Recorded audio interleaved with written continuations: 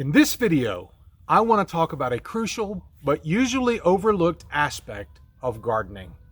Growing your own food is a wonderful way to help you be more self-sufficient, less dependent upon unstable supply chains, while providing fresher, healthier, tastier food for your family. But all the fruits of your labor will go to waste if they rot before you can eat them. So in this video, I'm going to give you an overview of some ways I've successfully stored my food from my garden so that I can enjoy it all year long. So let's dig in.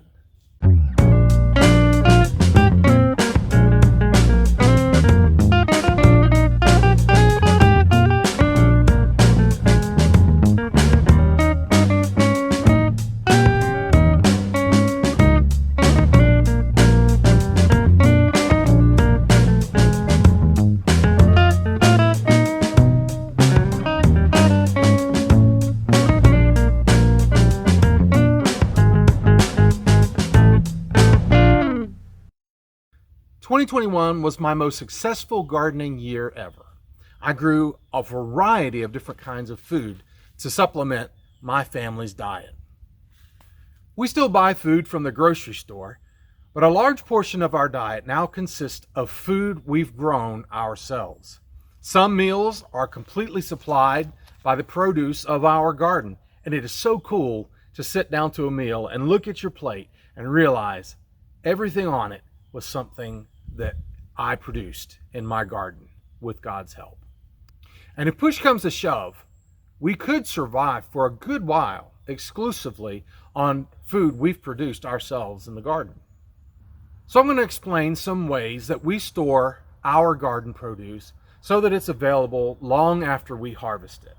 I'll give you some helpful tips about each method and things that we've learned that will help you maximize how long you can store your own garden food.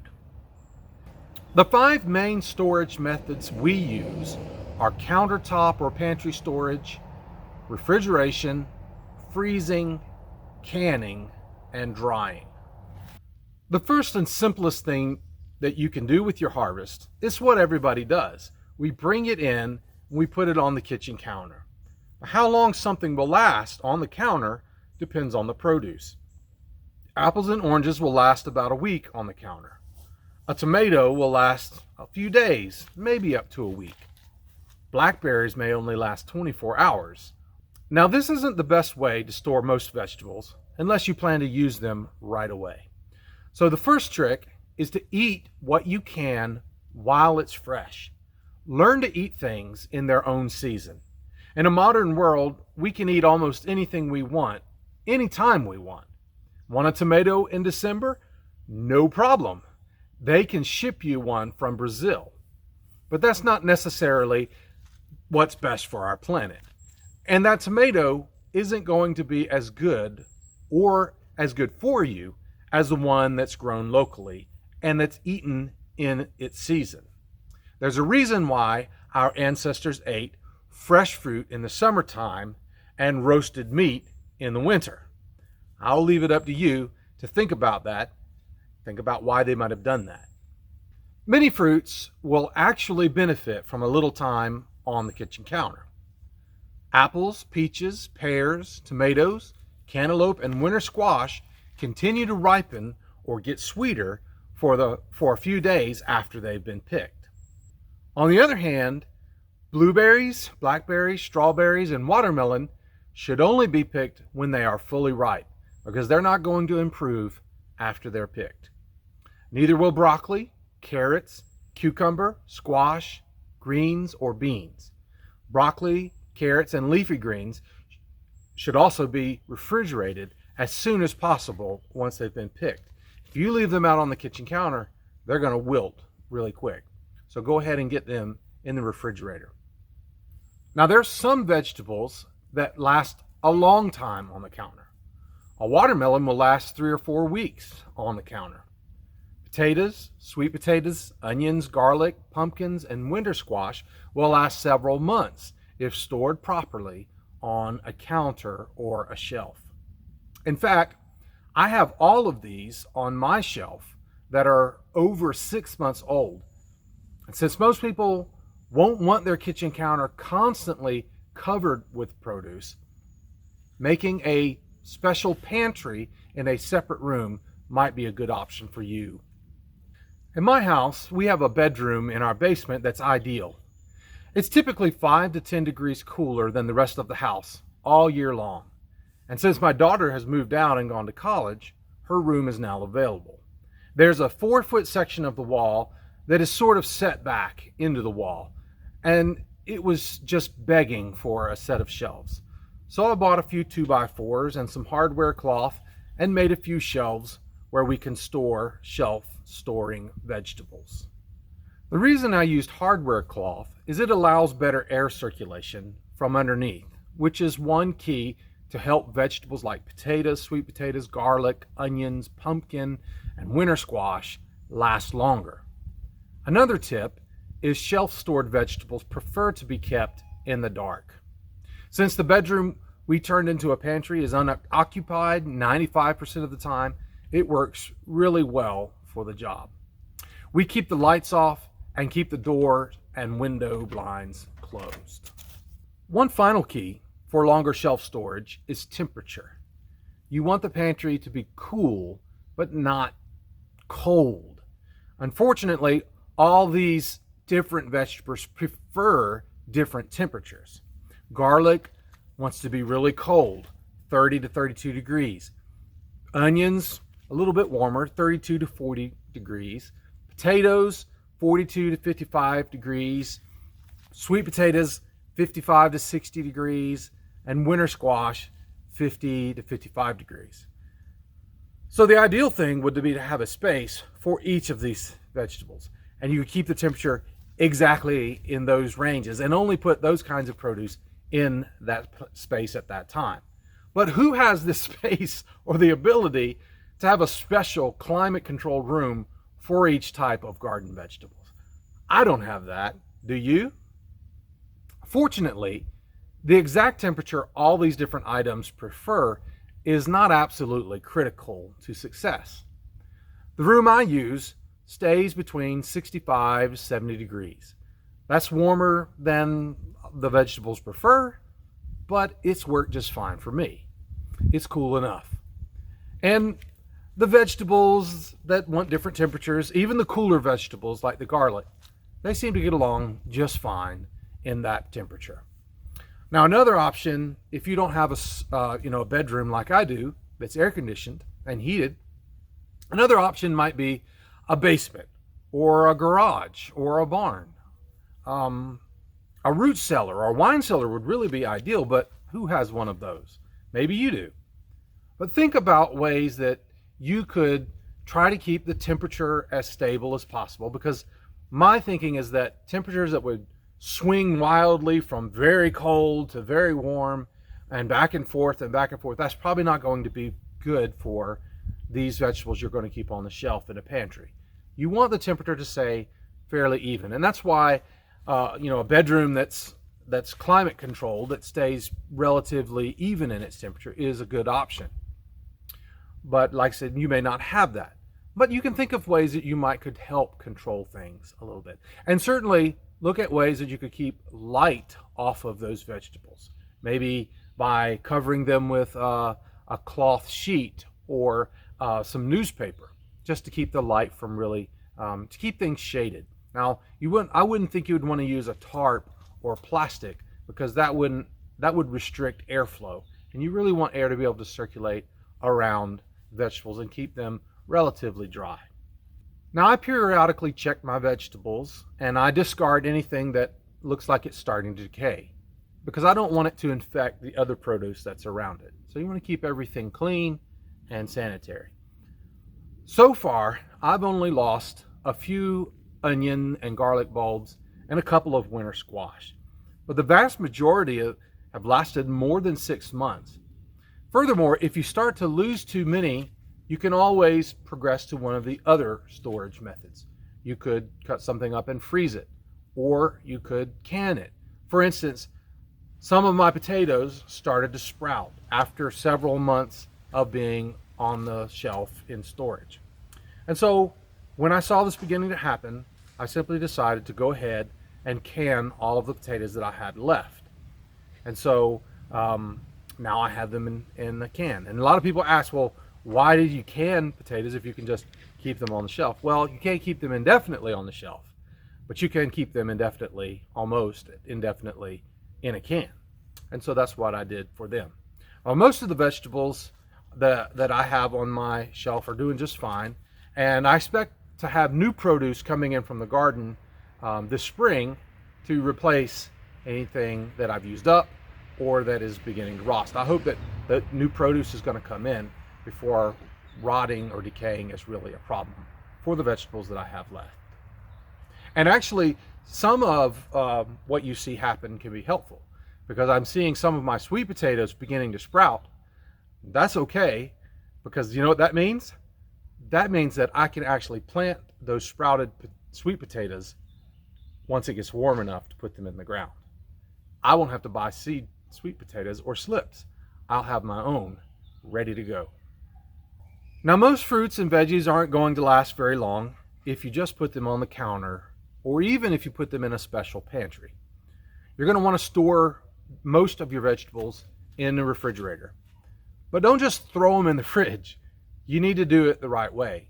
There's some steps that you can take, some things you can avoid that will help your vegetables last longer, even in the refrigerator.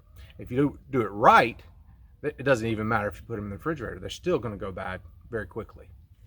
In general, it's better not to rinse your produce before putting it in the fridge.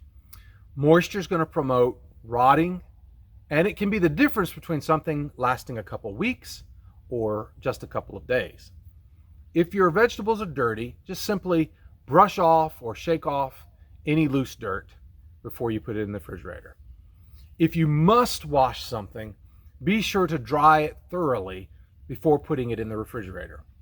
Tomatoes and apples are actually best stored on the counter for a few days until they're fully ripe.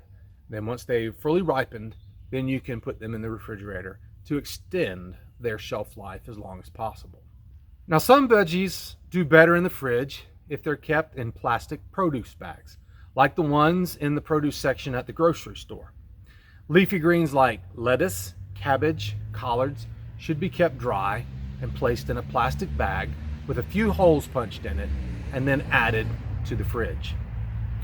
Fresh green beans stored in a plastic bag will keep up to 7 days in the refrigerator. Trim off the tops of your carrots and bag them. They will keep in the refrigerator for 3 or 4 weeks. Bagged summer squash like yellow crookneck squash will last up to 4 days in the refrigerator. Put berries in an uncovered paper towel lined bowl. Blackberries will only last 2 or 3 days in the fridge. Blueberries last a little longer, up to a week. The refrigerator is a fine tool for extending the life of your veggies for a few days or weeks, but it's not going to help you much if you want to eat tomatoes, green beans, or blackberries 6 months after harvest. That's where the freezer comes in handy. Most garden vegetables can be frozen and kept for 6 months to a year. That's enough to get you by until next growing season. Freezing is the quickest, easiest way to preserve food long term, as long as you have reliable electricity.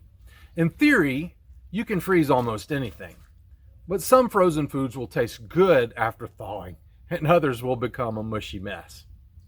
Corn, peas, broccoli, carrots, green beans, and squash all freeze very well.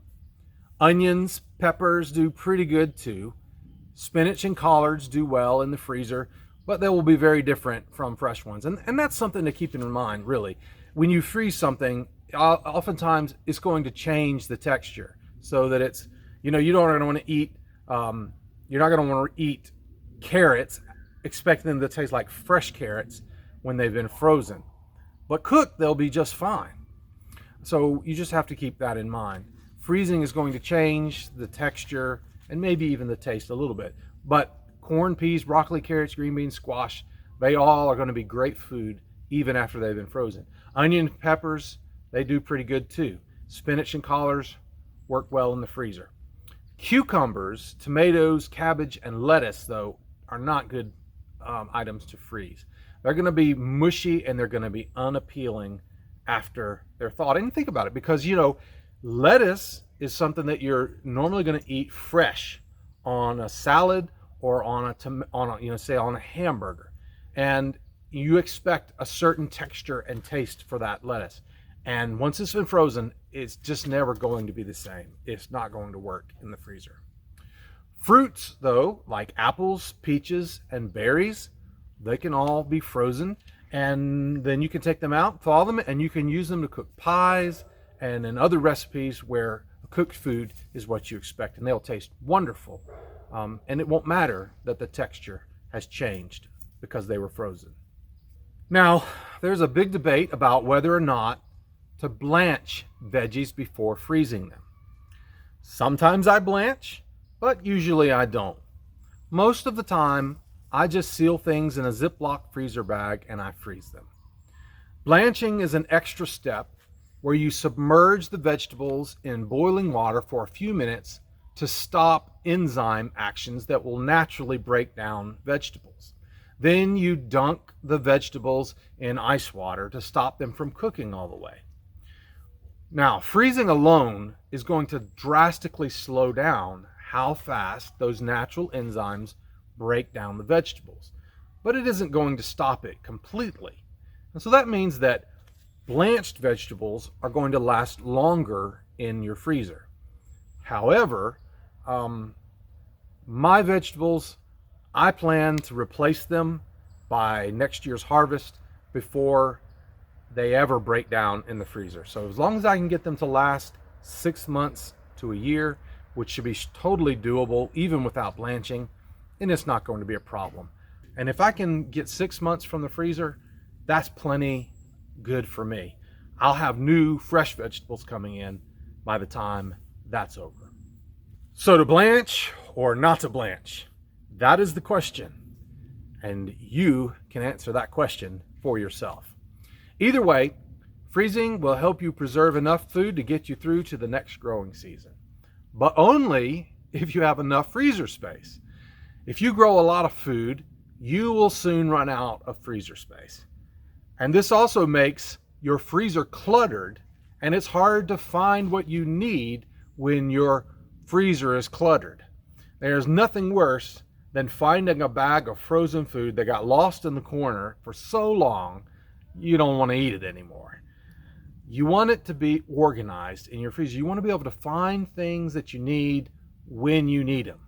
And that also means you need to label all your food. Write what it is and when you froze it. I know you're thinking, oh, I'll know what this is. I'll know what this is. But trust me, you're not going to remember.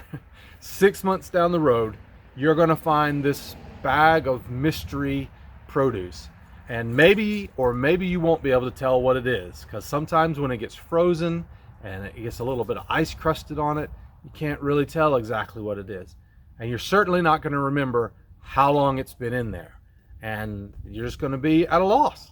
So just go ahead, when you bag it up, and take a Sharpie marker and write what it is and when you froze it on it.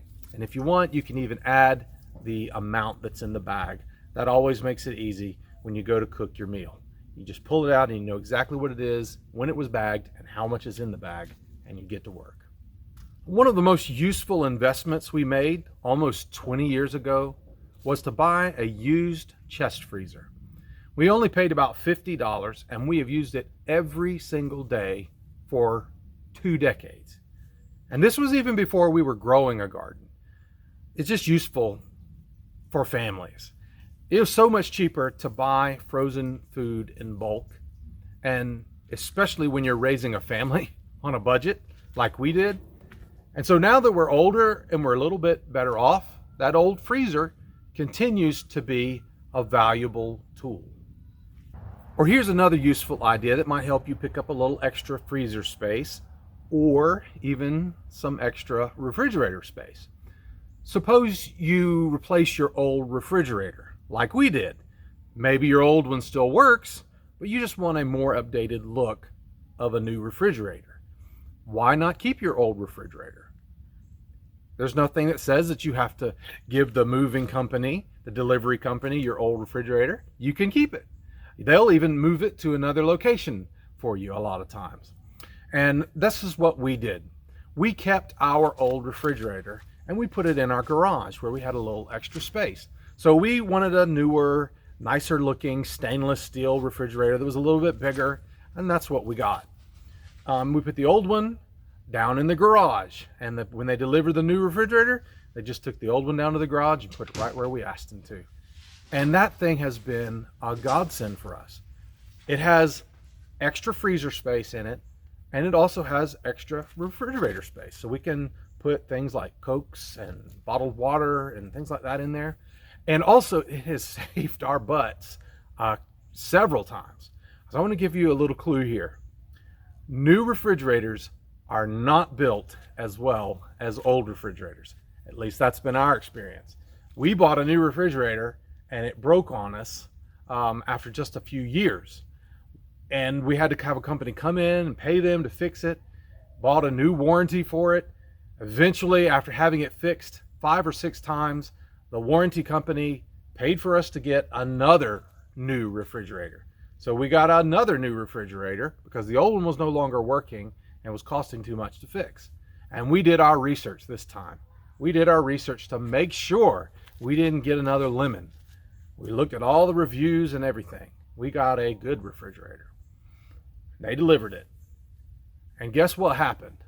This refrigerator has malfunctioned on us 2 or 3 times as well. Thankfully, we had a warranty and we're able to get it fixed. But still, it's crazy to me that we can send the person to the moon, but we can't build a refrigerator that won't break. Well, apparently we used to know how to do that when we were building these older refrigerators. The refrigerator we have in our garage is 20 or 30 years old, and it's still running just fine. Well, what has happened is when our new refrigerators broke down and we had to have somebody come in and fix them, well, now you know they're not going to come the day you call them. It took them weeks to come. And if we didn't have a spare refrigerator, all of the food in our refrigerator, broken refrigerators, would have gone bad. But because we had the spare one, we were able to take all of that food and transfer it down to the old refrigerator until the repairman was able to come and fix our new refrigerator. So keep that in mind. If you have an old refrigerator that you're replacing, go ahead and keep it if you can. And you'll have extra freezer space and extra spare refrigerator space. Freezing food from your garden is a great way to store food long term. But what if the power goes out? You know, we have pretty reliable electricity right now. Where we live, we've only had 3 or 4 power outages over the last year, and it only lasted a few minutes to a few hours whenever it was out. However, I have experienced longer outages. Within the last 10 years, we had a time when we were without power for a couple of days. And back in the 90s, we had a situation where we were without power for almost a week. So anything can happen, and you never know. So I like to have other methods besides freezing food. You know the old expression, don't put all of your eggs in one basket. If you're diversified, whether it's with your food supply or with your finances, then you are going to have a buffer zone. So canning is another new technique that I learned this last year. It's a lot more work than freezing, and it requires some special equipment, but it's not too hard and it's not too expensive. I purchased my first pressure canner for less than $100 on Amazon. And little by little, over the last year, I accumulated a good supply of canning jars and lids. Either I bought the jars, or I actually had a lot of people give me jars when they found out that I was going to be doing some canning. A lot of people have jars, or their parents or grandparents have a supply of jars that were from times back when they used to do that a lot, and they don't do it anymore. And they're usually glad to pass those along to you if they find out. And it's kind of a special, sweet, nostalgic thing for them to think about remembering back when they or their parents or grandparents used um, to can things. And now you're doing it and they get to pass those along to you. Now, the lids are a little bit harder to come by sometimes because over the past couple of years, a lot of people have gotten into canning. You know, the uncertainty of these days have made people more conscious of how they might need to be keeping a supply of their own food. And so because there's a larger demand for those lids, they're harder to come by. But I was able to get all that I needed over the last year. Now, I'm not going to try to teach you how to can in this video. I'm only a beginner myself. And there are a lot of great canning tutorials out there on YouTube. I encourage you to check them out. That's how I learned, and that's how I continue to learn. Maybe if I get good at it, down the road sometime, I might share one. But I don't think it's necessary right now. I will, though, share with you a few things that I learned from my first year's canning experience. The first thing I learned is that I can do it. It was a little bit intimidating 1 year ago when I was considering starting in this canning adventure. But I learned how to do it. I did it. I didn't have any major issues or fails. I didn't blow anything up, which is funny because that was a phobia I think that my mama had when she was raising me. She told me she was always afraid to can because she was afraid that it could blow up. Well, I don't know. The pressure canners that they make today are a lot safer than the ones that my parents or grandparents probably would have used. So I felt totally safe. There's valves and things and safety checks that you can use in the process that makes it perfectly safe and would avoid any kind of major catastrophes. I never felt anywhere close like that would be a possible thing that might happen. Felt totally safe. And after 7 or 8 canning sessions, can't remember exactly how many I did this year, but after 7 or 8, I hadn't had any problems. Everything worked every time. And I have a decent supply of pressure canned green beans, potatoes, tomatoes, and winter squash. And let me tell you, it's a wonderful feeling to have a supply of jars all lined up in the pantry, things that won't go bad for years, even if the power goes out. And honestly, I just think they look cool. Plus, the canned veggies taste great. In fact, honestly, they taste more like what my family is used to eating because none of us grew up on a farm. We all grew up eating canned foods as kids. And so, and then, you know, my wife and I, we fed our kids a lot of canned foods when they were growing up. So we're all used to the taste of canned foods. As a matter of fact, we are more used to the taste of canned foods than we are fresh foods from the garden. So when we eat canned foods, it just tastes normal and natural to us, and we like it. Another benefit of canned foods is they're just so simple and easy to cook. It's why they're so popular across our country. You go to the grocery store and you buy canned foods because you just pop the lid, you heat it up for a few minutes, and it's ready. Or you take those canned foods and you add them to other recipes, put them in a crock pot maybe with a roast beef in the morning, and you cook it all day while you're at work, and you come home to a delicious home-cooked meal. But this time it wasn't made with canned goods from the grocery store that are full of preservatives. It was made with food you grew yourself in your garden. I also learned that it's better to just can the food without adding in a lot of spices besides salt. I got excited a couple of times, and I really enjoyed eating fresh dill and rosemary with my potatoes and green beans. And so I thought, well, this is great. I'll just add those fresh herbs in when I can them, and they'll have that taste when they come out. Well, I don't know. I guess the canning process and maybe sitting on the shelf absorbing the flavor from the spices for months and months while they're in storage, it just sort of makes them taste funny. Maybe the spices are too strong. And really, it wasn't necessary because you could add those spices in when you cook them. So I wish I'd have just kept it simple. And I will keep it simple in the future. I'm not going to add a bunch of herbs. I'm just going to add water and salt and keep it simple. And if I want to add more flavors afterwards, I'll do that when I cook them. Now, for some foods, you don't even need a pressure cooker to can them. I canned some great jams and jellies this year to preserve fruit picked during the warm summer months. These can be canned in a pot of boiling water, which is called water bath canning. And so now that it's January, I'm still enjoying blackberries and blueberries and peaches that were picked in June, July, and August. And it's a wonderful thing to be able to enjoy those in the middle of winter. Now, not only is this delicious, it's also practical. These jellies can serve as sweeteners and flavorings if there's ever a truly bad turn of events and sugar is hard to come by. You can use these things. And let me tell you, in the middle of winter, when things are dark and things are cold, this is something that can truly brighten your spirit up. To have that sweetness and that flavor of that fruit in the middle of winter, it's a wonderful thing. It may not be essential for life, but it's essential for morale, and morale is often essential for life. So canning is a great method for long-term food storage.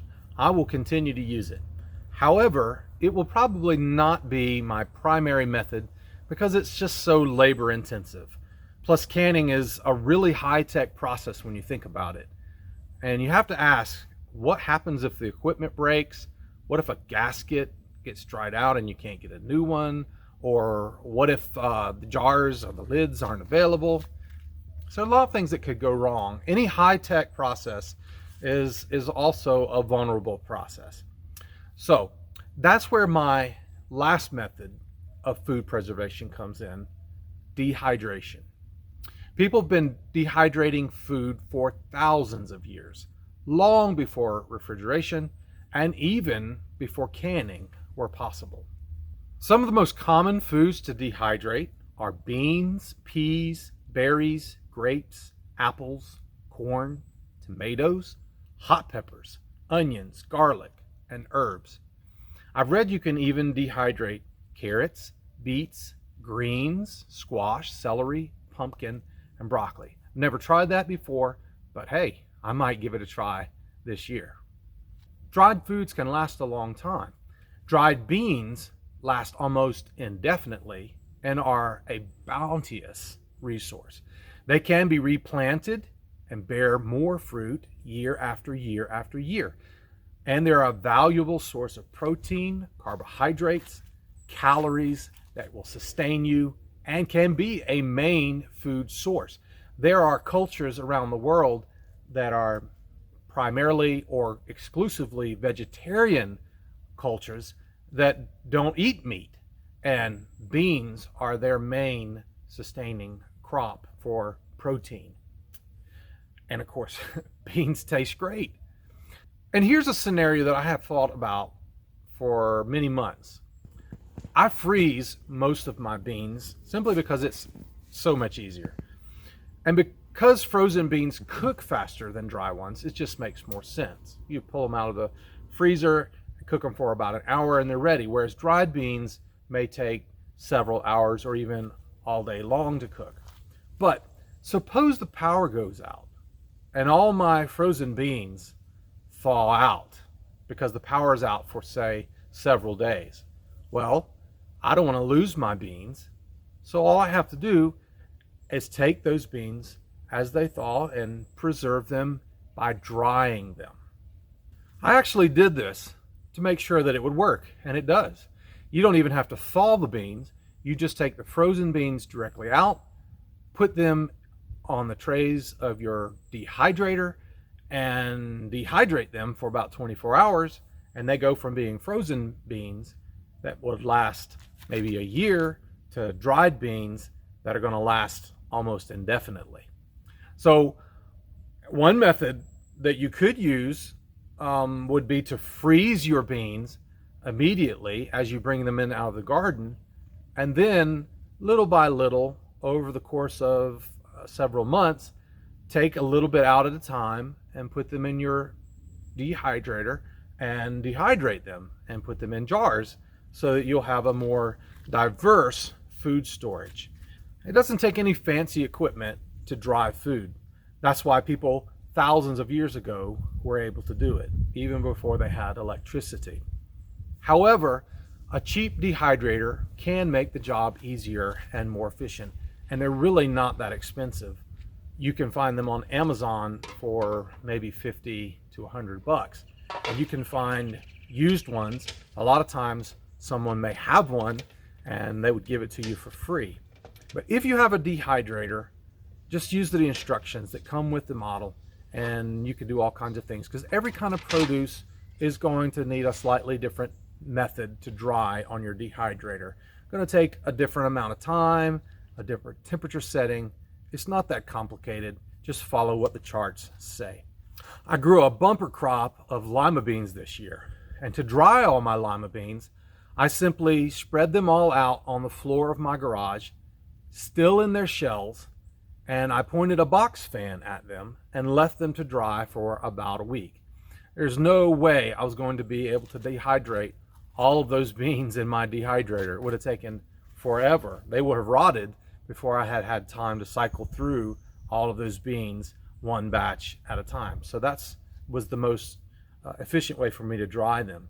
So once I dried them with the box fan in my garage, I shelled the beans and I stored them in a mason jar. And I have enough lima beans to last for years.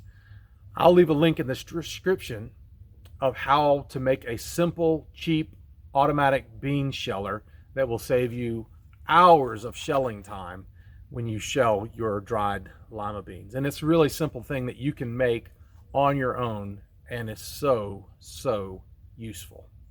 And to dry frozen black-eyed peas, I simply remove them from the freezer. I didn't even defrost them. I simply put them straight onto the trays of my cheap dehydrator I got off of Amazon, and I dried them for 24 hours and then put them in a mason jar. Another interesting new method to preserve green beans I tried this year was to use a needle and thread to make a string of green beans about 18 inches long. I then hung these up to dry for several weeks. Then they can be stored in a mason jar after they dry, or you can just leave them to hang until you're ready to use them.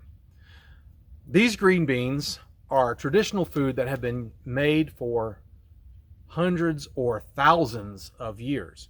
They were made in the Appalachian region of the United States before canning became more common, and they are traditionally called leather breeches because they are a little chewier than regular green beans. Now, some people who are aware of these kinds of beans, some people really like them. Some people, they just bring back great memories of things from their childhood. Some people don't like them that much. I'd never had them before, so we tried them this year. I dried them in the summer, and we ate them in December. I personally thought that they were fine and actually was excited about some different things that I could do to improve their flavor. But my son and my oldest daughter, they thought they were okay. They thought, well, they're good. We could eat them, but we'd rather have frozen, fresh, or canned green beans. Now, my wife and my youngest daughter, they didn't care for them that much. They did eat them, but they said, why? Well, for me, it's just a cool, novel idea. And I like the idea of having another method to preserve green beans besides putting them in the freezer or canning them. So I think that they're kind of cool. And I think it's an interesting topic for conversation when you meet people. It could be a cool gift to give to someone. And it's a great skill, I think, to know just in case you ever need it. So now we're in the middle of winter. This video is being posted in January. So we're not doing a lot of gardening, although there are a lot of vegetables you can grow in the middle of winter. But most people really get their gardens ramped up in the springtime. So now is the time to start thinking ahead, thinking about your garden, what you're going to grow, but also thinking about how are you going to preserve all the food from your garden. Get an idea of how much you're going to grow, what you're going to give away, what you're going to store up for later, and how you're going to store it all. What methods work best for you? What are your gardening goals? You know, I'm often reminded while working in the garden of Proverbs 6, verses 6 through 11, which tells a really cool story. It says, "Take a lesson from the ants, you lazy bones. Learn from their ways and become wise. Though they have no prince or governor or ruler to make them work, they labor hard all summer, gathering food for the winter. But you, lazy bones, how long will you sleep? When will you wake up?